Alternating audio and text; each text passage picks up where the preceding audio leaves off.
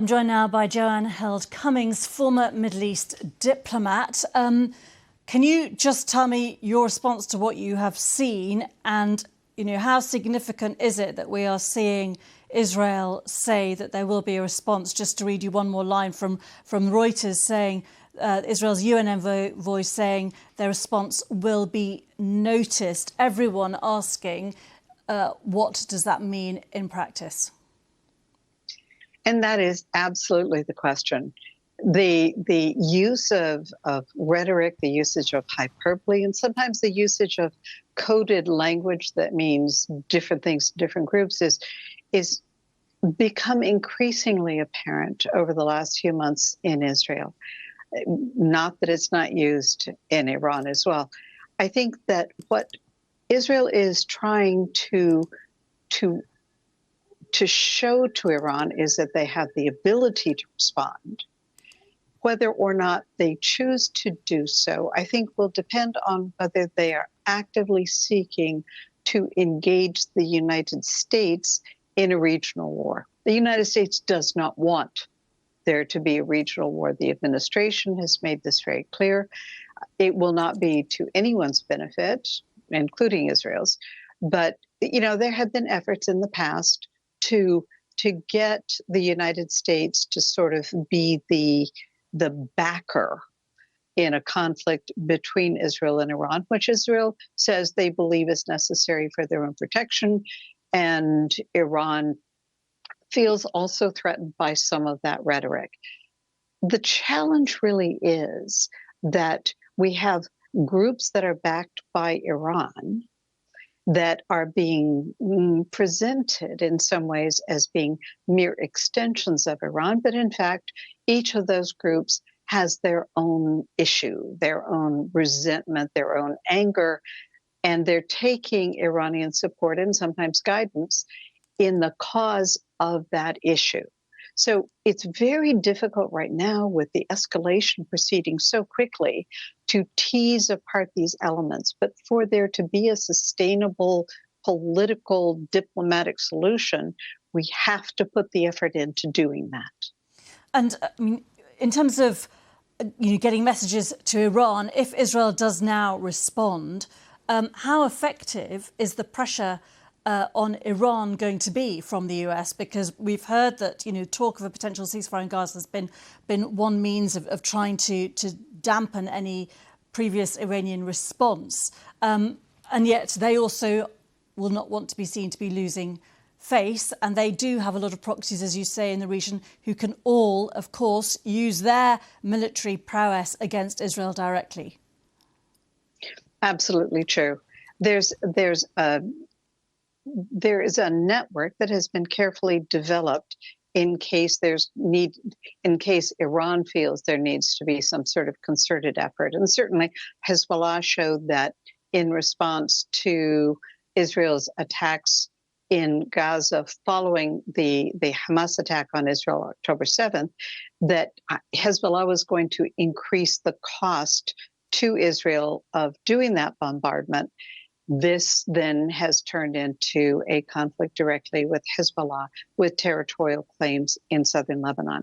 So for Iran, the question is going to be whether they are able to say to their people, we have achieved something. If they're able to do that, if they are able to say, we have been able to get the bombardment of Gaza to stop. We have been able to protect the Shia of southern Lebanon. We have been able to do something. Then it's much easier for them to listen to de-escalatory suggestions from other countries. It also depends on what they are hearing from Russia and from other countries that deal with them more closely. This is one place that the United States has sort of tied its own hands by not having direct dealings with the government in Tehran. What does the political timetable in the US do to all this? I mean, do you think the fact that we are seeing an election in the next 4 or 5 weeks does mean that this is part of the explanation for what we're seeing? Because to a degree, Joe Biden's hands are limited, given this is a very divisive issue politically, and they'll be worried about that for the election coming up. It's certainly an incredibly difficult time for this to be happening just in terms of American politics.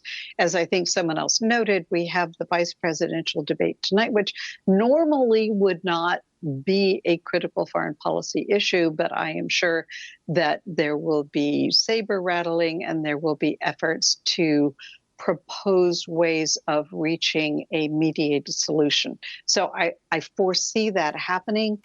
The problem is going to be that with all the preparations for the debate, this is probably not an element that has been discussed. So neither candidate for vice president is going to want to be out ahead of the presidential candidate. Sorry, just Joanne, thank you so much. Let me take you to the US. Kamala Harris is speaking now. In a reckless and brazen attack, I condemn this attack unequivocally. I'm clear-eyed. Iran is a destabilizing, dangerous force in the Middle East, and today's attack on Israel only further demonstrates that fact. Earlier today, I was in the Situation Room with President Biden and our national security team as we monitored the attack in real time and ensured that the protection of U.S. personnel in the region is paramount. I fully support President Biden's order for the U.S. military to shoot down Iranian missiles targeting Israel, just as we did in April. We are still assessing the impact, but initial indications are that Israel, with our assistance, was able to defeat this attack. Our joint defenses have been effective, and this operation and successful cooperation saved many innocent lives. As I have said, I will always ensure Israel has the ability to defend itself against Iran and Iran-backed terrorist militias. My commitment to the security of Israel is unwavering.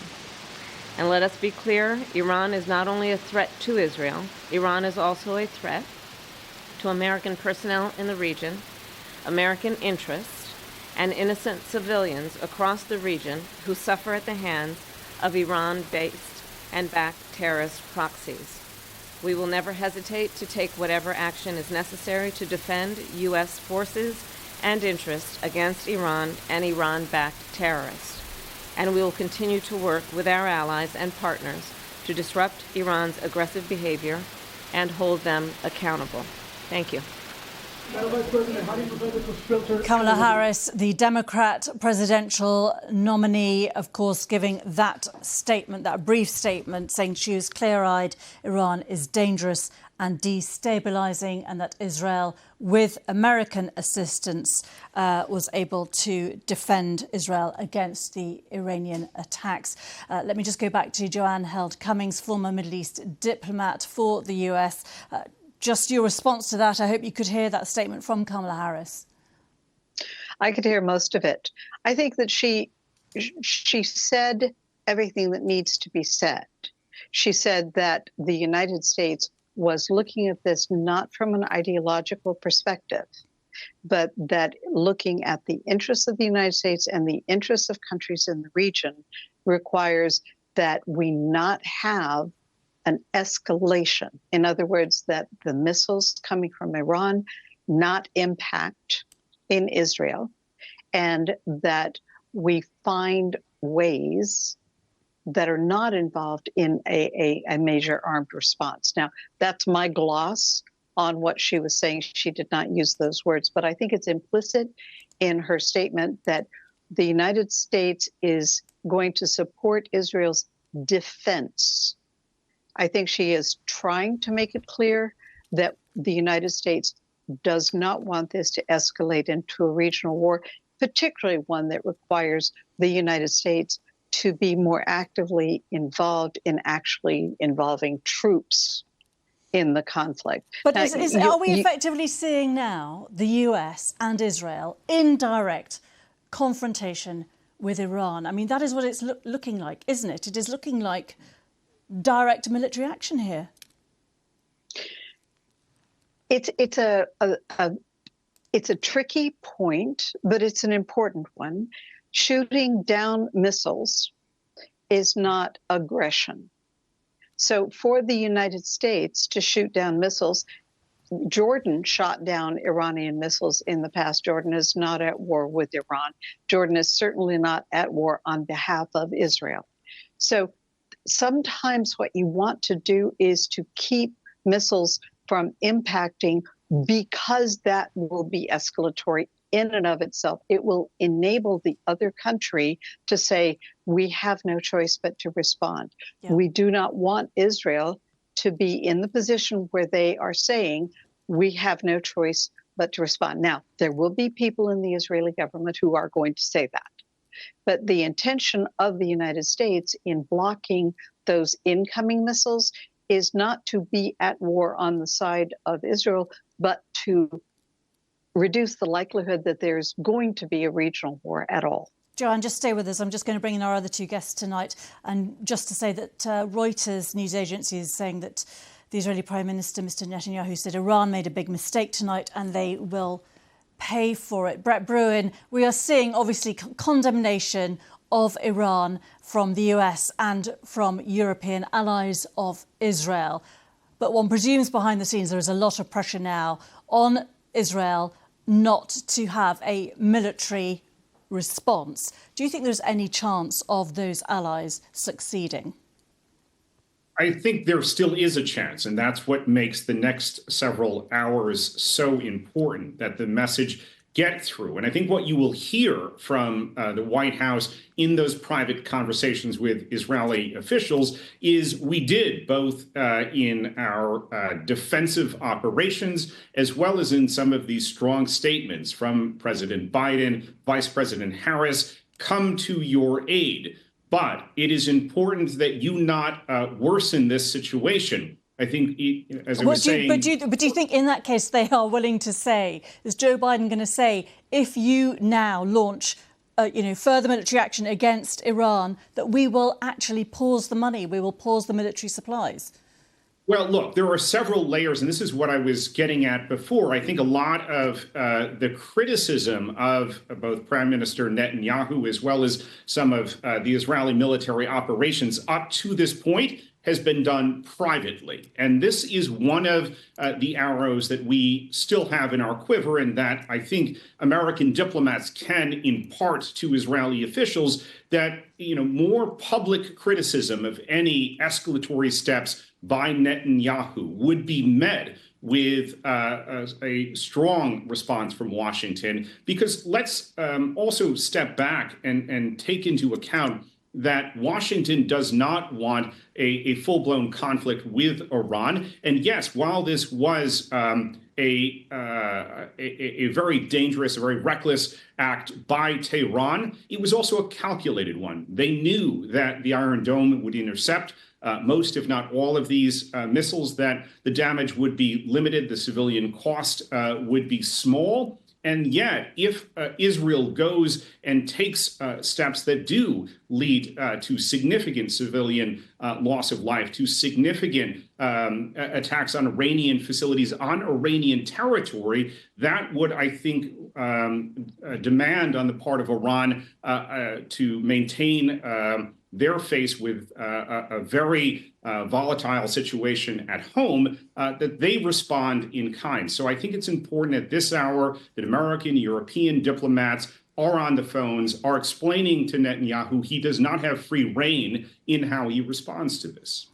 Just stay with us. I just want to play you all and our viewers, of course, a clip of the Israeli UN ambassador who has just been speaking at the United Nations Security Council. He said that any enemy that attacks Israel should expect a painful response. Let's listen. The Islamic regime in Iran has now shown the world its true face. They are a terrorist state. For years, they have armed terrorists and rogue states. They are responsible for the death of innocent civilians across the globe, from Europe's war zones to terror attacks in the Middle East, from embassies in Latin America to assault on US personnel. Iran's blood-stained fingerprints are everywhere.